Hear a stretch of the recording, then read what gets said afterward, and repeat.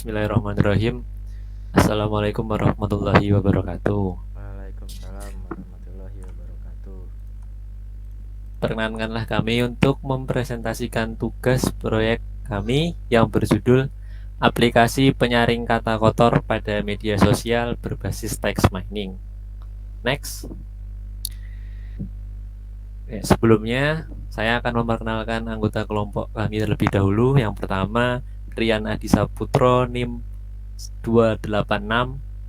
Lalu ada Muhammad Rafidia, NIM 271. Dan saya sendiri, Nur Fauzi, NIM 292. Next.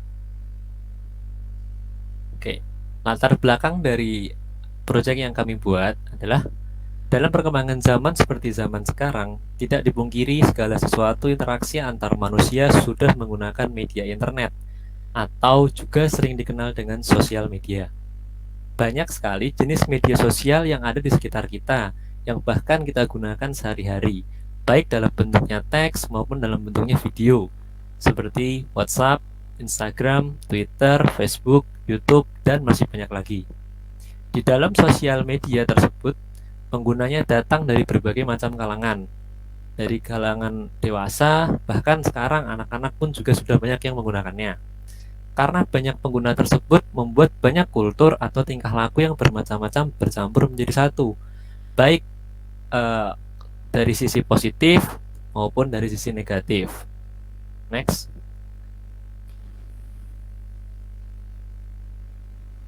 Beranjak dari masalah yang ada sebelumnya, kami menyimpulkan bahwa dari perkembangan zaman, perkembangan teknologi juga tidak serta-merta manfaat yang selalu datang, namun juga ada masalah yang timbul.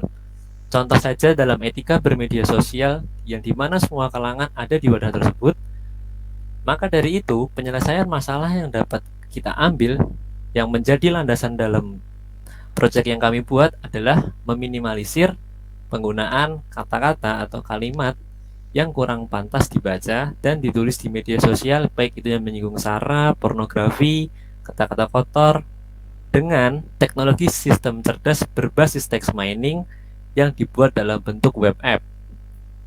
Nah, dalam penggunaannya, kita hanya perlu menginputkan kumpulan kata atau kalimat yang ingin kita cek, kemudian mesin inferensi akan mendeteksi lalu menyampaikan output berupa kalimat yang sudah terfilter.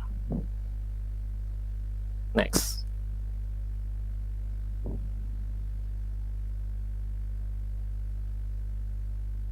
Oke, saya lanjutkan. Di sini saya akan menjelaskan tentang representasi masalah dan pengetahuan. Sebelum menginjak pada tabel ini, kita perlu ketahui representasi pengetahuan itu adalah suatu metode yang digunakan untuk merumuskan pengetahuan dan menyimpan dalam basis pengetahuan. Berdasarkan basis pengetahuan yang telah dibuat, selanjutnya tugas dari seorang programmer yaitu mempresentasikan pengetahuan yang ada ke dalam bahasa pemrograman. Dari kasus masalah di atas, kita ambil representasi pengetahuan dengan metode tabel keputusan karena lebih mudah untuk direpresentasikan ke program dan cocok dengan masalah yang kita pecahkan. Dapat kita lihat dalam tabel ini ada dua indikator, apakah kata mengandung unsur kata jorok dan apakah kata mengandung unsur syarat.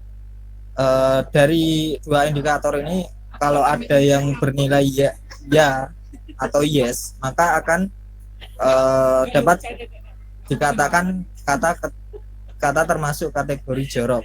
Kalau semuanya no, contoh di nomor 4 itu semua no, kategori katanya masih aman gitu. Mungkin slide selanjutnya, Mas.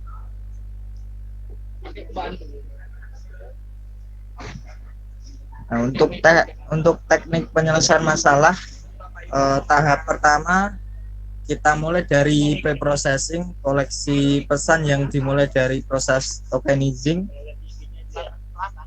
Tokenizing adalah proses penguraian dari koleksi pesan yang berupa kalimat menjadi kata. Terus dilanjutkan filtering. Filtering merupakan proses pengambilan kata penting dari hasil proses tokenizing. Filtering juga dapat diartikan sebagai penghapusan stop word.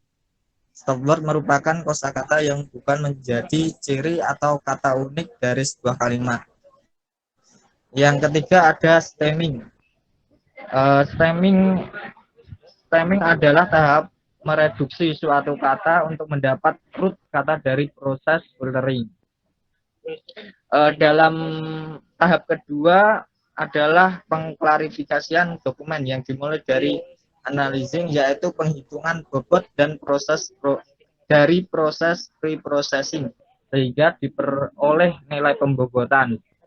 Dari nilai pembobotan dilakukan klasifikasi terhadap data testing.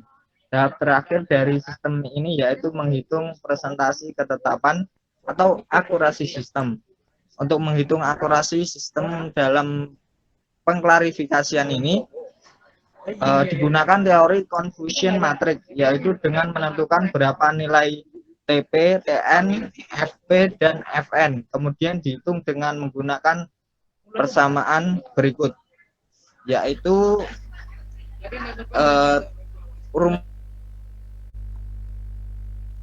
Selanjutnya ada flowchart aplikasi. Di sini flowchart aplikasi ada dua, yaitu user dan sistem. Dimulai dari user memulai dan membuka halaman awal, lalu user masuk ke pilih menu, sistem akan menampilkan menu awal. Lalu user akan masuk ke menu input kata atau kalimat. Jika iya, sistem akan menampilkan form input kata dan kalimat. Jika tidak, user akan masuk ke menu upload dokumen. Lalu sistem akan menampilkan pop-up upload dokumen, lalu sistem akan menampilkan output kalimat atau teks yang sudah difilter. Selanjutnya ada tampilan GUI. Tampilan pilihan menu awal terisi dari input kata dan upload dokumen, lalu ada tampilan upload dokumen, lalu ada hasil output dari teks atau kalimat yang sudah diinput tadi. Saya kembalikan ke Mas Uzi.